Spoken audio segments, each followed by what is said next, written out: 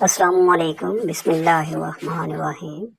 آج میری ویڈیو کا عنوان ہے حضرت ابوبکر صدیق رضی اللہ تعالی عنہ۔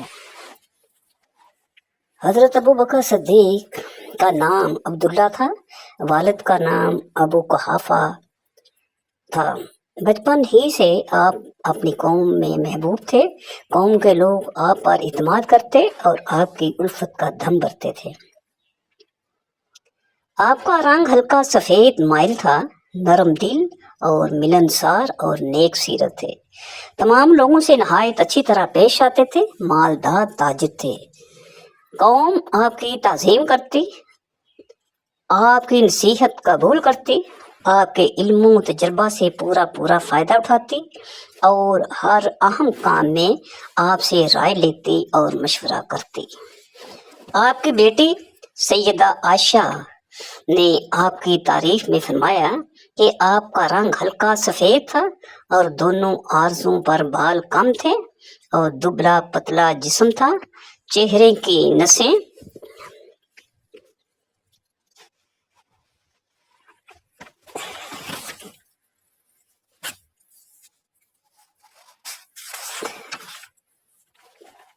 تک دکھائی دیتی، آنکھیں اندر دھنسی ہوئی تھی، پیشانی ابری ہوئی تھی، انگلیاں پتلی تھی۔ حضرت صلی اللہ علیہ وسلم سے عمر میں تقریباً 2 سال چھوٹے تھے اور ان کے سب سے افضل دوست تھے۔ حضرت صلی اللہ علیہ وسلم کو ان کے پاس سکون ملتا اور انہیں آپ صلی اللہ علیہ وسلم پاک دامن، دیانتدار، سچا، عمدہ اخلاق، عادات کا مالک اور لوگوں پر دست شفقت رکھنے والا دیکھتے تھے۔ حضرت ابوبکر صدیق حضرت صلی اللہ علیہ وسلم کو بہت ہی چاہتے تھے۔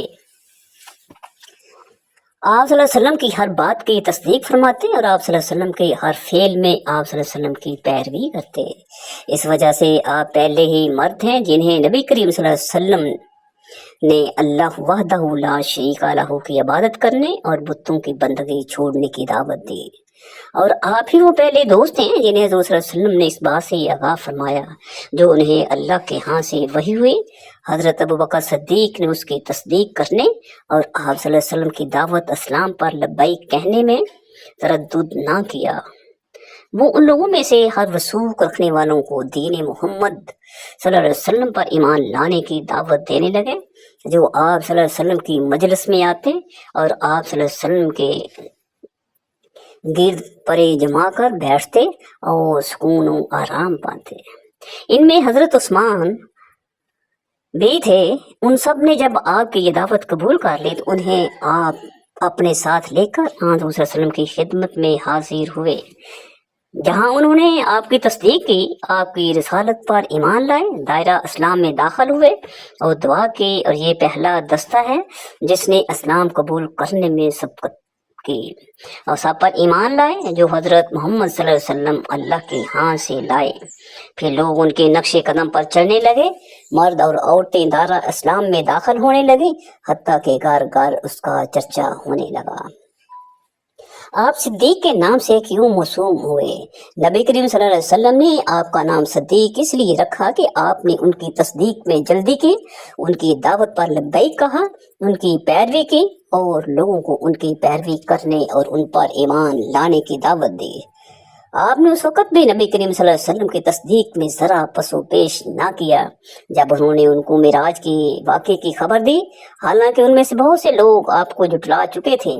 جب رسول اللہ صلی اللہ علیہ وسلم کو رات کے وقت مکہ کی محترم مسجد خانہ کعبہ سے مسجد اقصی بیت المقدس تک لایا گیا اور صبح کو آپ صلی اللہ علیہ وسلم نے قریش کے پاس پہنچ کر انہیں اس رات کے واقعے کی خبر دی، اللہ کی آیات اور اس کی قدرت کے جو کرشمے آپ نے اس اثنا میں دیکھے ان سے انہیں آگاہ کیا، تو ان میں سے اکثر نے ان کی بات نہ مانی اور کہا، بھلا محمد صلی اللہ علیہ وسلم ایک ہی رات میں بیت المقدس جا کر مکے کس طرح پہنچ سکتا ہے؟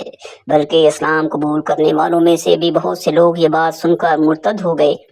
لوگوں نے ابو بکر کے پاس پہنچ کر ان سے کہا، تمہارے اپنے اس ساتھی کے متعلق کیا رائے ہے جو یہ دعویٰ کرتا ہے کہ اس رات وہ بیت المقدس ہو آیا ہے اور وہ مسجد میں لوگوں کو اس کی بابت بتاتا ہے؟ یہ سن کر حضرت ابو بکر نے کہا، واللہ اگر آپ صلی اللہ علیہ وسلم نے فرمایا ہے تو درست فرمایا ہے، اس میں حیرت کی کون سی بات ہے؟ اللہ کی قسم وہ تو مجھے یہ بتاتے ہیں کہ ان کے پاس دن کے وقت یا رات کو آسمان سے زمین کی طرف خبر آتی ہے تو میں ان کی تصدیق کرتا ہوں، اور جب وہ مجھے یہ بتائیں کہ انہیں خانہ کعبہ سے بیت المقدس تک لایا گیا تو کیا میں آپ صلی اللہ علیہ وسلم کی تصدیق نہ کروں؟ پھر آپ کی یہ بات سن کر حضور نبی کریم صلی اللہ علیہ وآلہ وسلم نے فرمایا انت صدیق یا ابا بکر، اے ابو بکر صدیق، اللہ تعالیٰ تم صدیق ہو اور آپ صدیق کے لقب سے ملقب ہوئے۔ حضور صلی اللہ علیہ وسلم ابو بکر کے متعلق فرمایا کرتے کہ اگر میں کسی کو اپنے اللہ کے سوا اپنا مقرب دوست بناتا تو ابو بکر کو بناتا۔ وہ صافی حمیدہ خوف الہی میں آپ کا یہ مقام تھا کہ آپ کے انتقال کے بعد آپ کی خلوت خانہ کی لکڑی کی کڑی دیکھی گئی تو جلی ہوئی تھی، شب میں آگ کی کثرت سے وہ لکڑی جل گئی تھی۔ اتنے علوم مقام کے ساتھ آپ اکثر فرمایا کرتے تھے کہ کاش میں سبزہ ہوتا کہ لوگ پکا کر یا جانور چبا کر کھا لیتے۔ کبھی فرماتے میں عموماً بندے کے پہلو کا ایک بال ہوتا اور آدمی نہ ہوتا۔ تواضع اتنی تھی کہ باوجود خلافت کبریٰ اور صدیقیت عظمیٰ کے بھی پڑوس کی لڑکیاں اپنی بکریاں خدمت والے میں لاتی اور آپ ان کو دودھ دھو کر دے دیا کرتے۔ معذورین مدینہ طیبہ کی خبر گیری میں آپ پر کبھی کوئی سبقت نہ لی جا سکا، حتیٰ کہ ایام خلافت میں بھی۔ ایک بار ایک شخص آپ کی مجلس میں حاضر ہوا اور کہا السلام علیکہ یا خلیفہ رسول اللہ۔ آپ نے فرمایا ان تمام حاضرین میں سے خاص کر کے مجھ کو سلام کرتا ہے۔ علم انصاف رب میں آپ کا کوئی ثانی نہ تھا۔ اسی طرح خواب کی تعبیر میں بھی حضور صلی اللہ علیہ وسلم کی بات بے مثل تھے۔ اکثر حضور انور صلی اللہ علیہ وسلم کی رویائے حق کی تعبیر اجازت لے کر بیان فرماتے۔ یہ جرت حجت آپ کے سوا کسی کو حاصل نہ تھی، اور اکثر انور صلی اللہ علیہ وسلم آپ کی تائید فرماتے تھے، بلکہ کبھی یہ بھی فرما دیتے تھے فرشتے نے بھی صبح یہی تعبیر کہی تھی۔ حضور صلی اللہ علیہ وسلم نے ایک بار فرمایا کہ اے ابو بکر صدیق، میں نے خواب میں دیکھا کہ میں تمہارے ساتھ دوڑ کرتا ہوں، اس دوڑ میں 2.5 نے تم سے چڑھ گیا۔ عرض کیا کہ میرے ماں باپ قربان ہوں، حضور صلی اللہ علیہ وسلم کی وفات شریف کے بعد میں 2.5 سال زندہ رہوں گا۔ حضرت ام المومنین عائشہ صدیقہ رضی اللہ تعالی عنہا نے عرض کیا کہ میں نے دیکھا میرے کان میں 3 چاند اتر آئے ہیں۔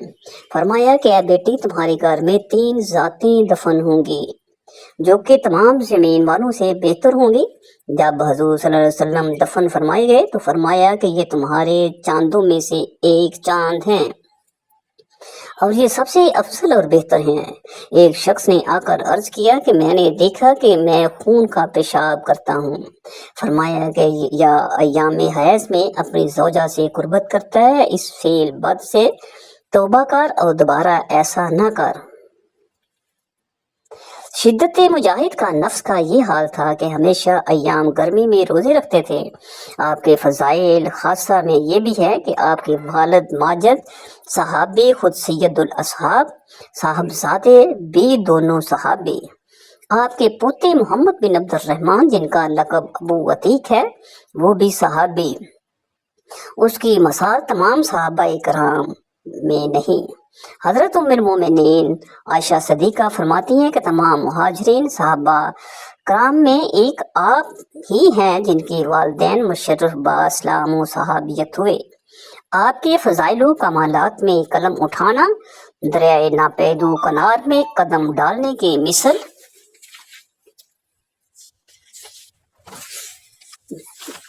ہے۔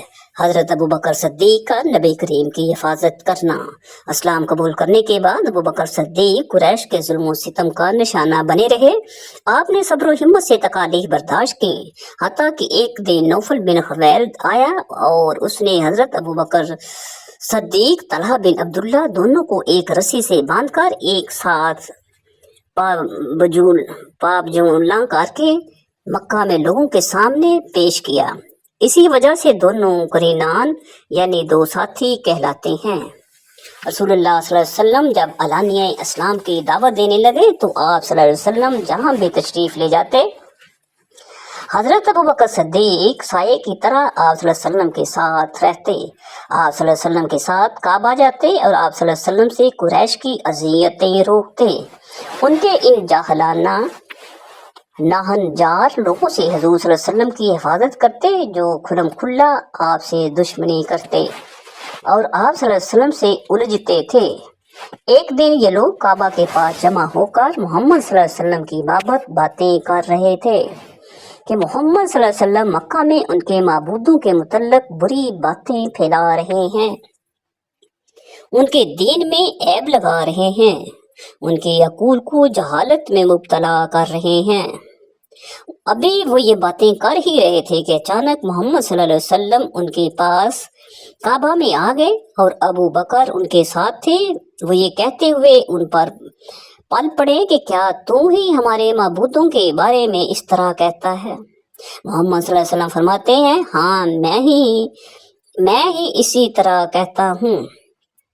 ये सुनकर उक़बा बिन अबी मुअय्यिद आप पर हमला आवर हुआ और आप सल्लल्लाहु अलैहि वसल्लम का कपड़ा आप सल्लल्लाहु अलैहि वसल्लम की गर्दन में डाला और उसे जोर से खींचा तो अबू बकर से रहा ना गया और आप सल्लल्लाहु अलैहि वसल्लम ने रसूलुल्लाह सल्लल्लाहु अलैहि वसल्लम से उसे हटाया और कुरैश और हजूर सल्लल्लाहु अलैहि वसल्लम के दरमियान हाइल होकर उनसे रोते हुए कहा, क्या तुम ऐसे शख्स को कत्ल करना चाहते हो जो कहता है कि मेरा रब अल्लाह है?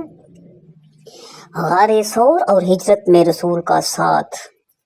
जब रसूलुल्लाह सल्लल्लाहु अलैहि वसल्लम को अल्लाह के यहाँ से हिजरत की इजाज़त मिली तो उसमें आप सल्लल्लाहु अलैहि वसल्लम ने अबू बकर सिद्दीक के सिवा किसी को अपना साथी मुंतखब ना किया। दोनों ही ने हजरत अबू बकर सिद्दीक के घर के अकब में छोटे से दरवाजे से निकलकर तेजी से चलना शुरू किया, हत्ता कि दोनों ही मक्का के नशीबी हिस्से में जबले सौर के पास आए और 3 रातें उसके एक गार में खौफ व सरासमीगी और कलक व वहशत के आलम में छुप कर गुजारी और उस दौरान हज़रत सल्लल्लाहु अलैहि वसल्लम पर पूरी जानसारी का सबूत दिया। फिर वहां से निकलकर मदीना मुनव्वरा तक आपके साथ रहे। अबू बकर सिद्दीक मालदार ताजर थे। आपने अपना तमाम माल लोगों की फलाह व सलाह, नेकी, खैर ख्वाही और अल्लाह की राह में खर्च कर दिया।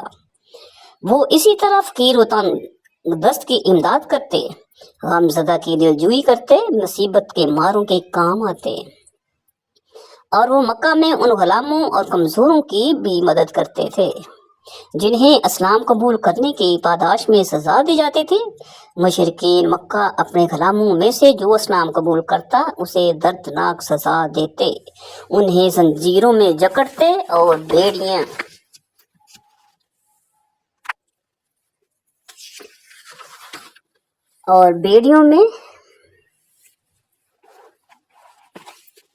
बेड़ियां जो थे कसकर बहुत ही सख्त इज़ा देते कि इस तरह से वो उनको उनके दीन से निकाल कर फिर से कुफर की तरफ लौटा सकेंगे और बुतों की पूजा की तरफ माइल करेंगे। यही सलूक कमज़ोरों और नाचारों के साथ रवा रखते थे।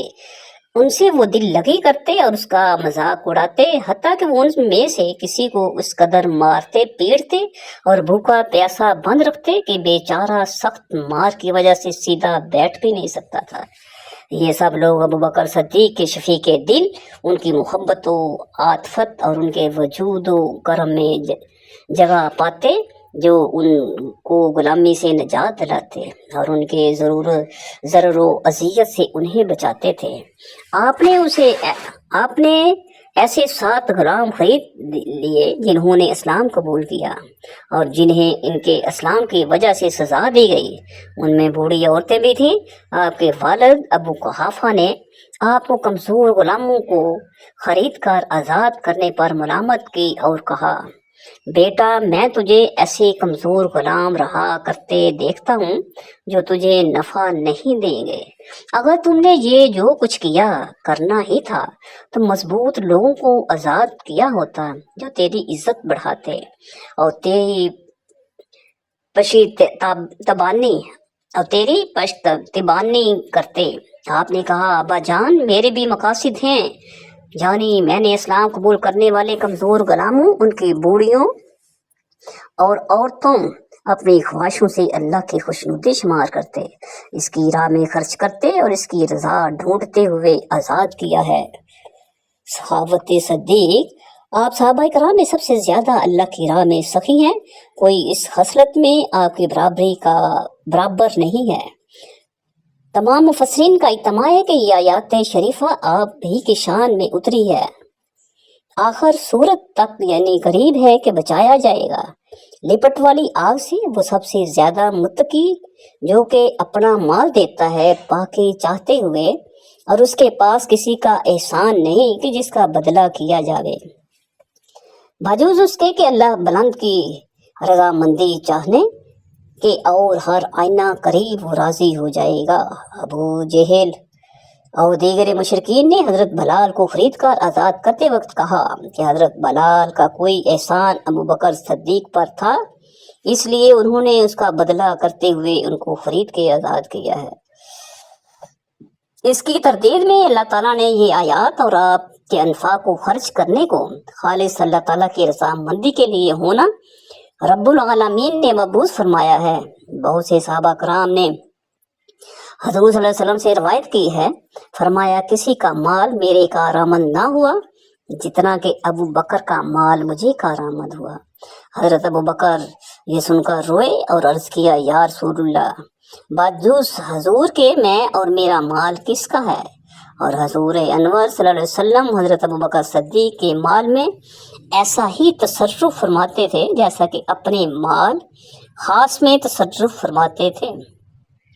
جس دن کی آپ اسلام لائے 40,000 سرخ کے مالک تھے، وہ سب مال حضور انور صلی اللہ علیہ وسلم پر قربان کر دیا۔ 7 غلام لونڈی مسلمان جن کو کفار سخت عذاب دیتے تھے کہ اسلام سے پھر جائیں، آپ رضی اللہ تعالی عنہ نے ان کو خرید کر آزاد کیا۔ سفر ہجرت کے وقت صرف آپ ہی تھے۔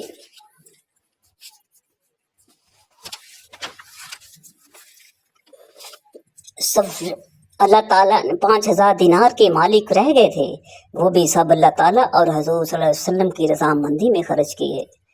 حضرت سیدنا فاروق اعظم فرماتے ہیں کہ ایک بار حضور صلی اللہ علیہ وسلم نے صدقے کا ہم کو حکم دیا، میرے پاس اس وقت کافی مال تھا، میں نے خیال کیا کہ اگر میں کبھی حضرت ابو بکر صدیق پر سبقت لے جا سکوں تو وہ آج کا دن ہوگا، چنانچہ میں نصف مال اپنا لایا اور حضور صلی اللہ علیہ وسلم کے جناب میں پیش کیا، تو حضور صلی اللہ علیہ وسلم نے مجھ سے پوچھا کہ اپنے گھر والوں کے لیے کیا چھوڑا؟ میں نے عرض کیا اسی قدر چھوڑا ہے۔ پھر حضرت ابو بکر نے حاضر ہو کر اپنا صدقہ پیش کیا۔ حضور صلی اللہ علیہ وسلم نے ان سے بھی پوچھا گیا کہ اپنے گھر والوں کے لیے کیا چھوڑا ہے؟ انہوں نے عرض کیا کہ ان کے لیے اللہ کو اور اس کے رسول نبی کریم صلی اللہ علیہ وسلم کو چھوڑ آیا ہوں۔ حضرت حسن بصری رحمۃ اللہ علیہ سے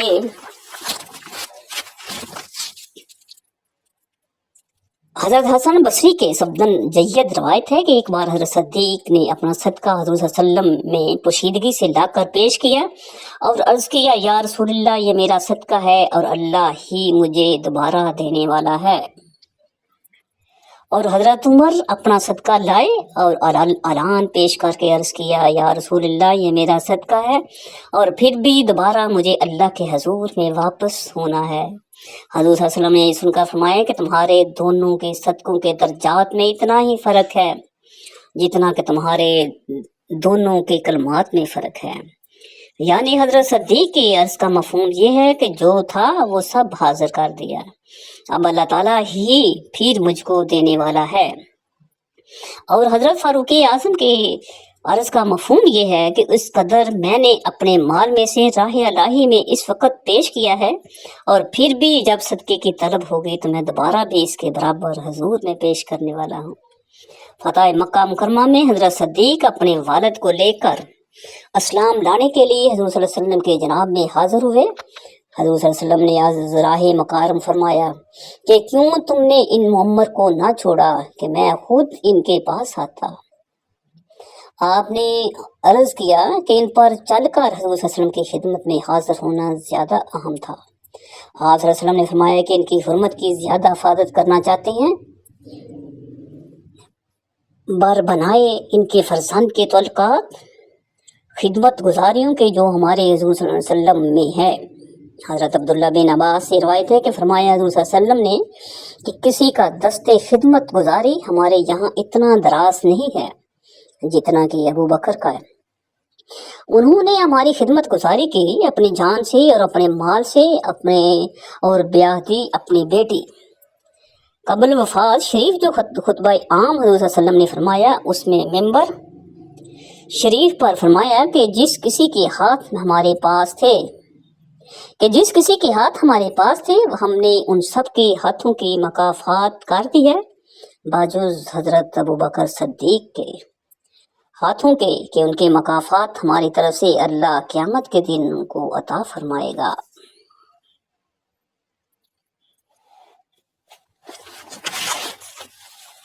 آپ رضی اللہ تعالیٰ عنہ باتفاق عالم ترین صحابہ کرام رضی اللہ تعالیٰ عنہ ہیں، اور فہم سلیم میں بھی لاسانی اس کے دلائل کے وقائع بکثرت ہیں۔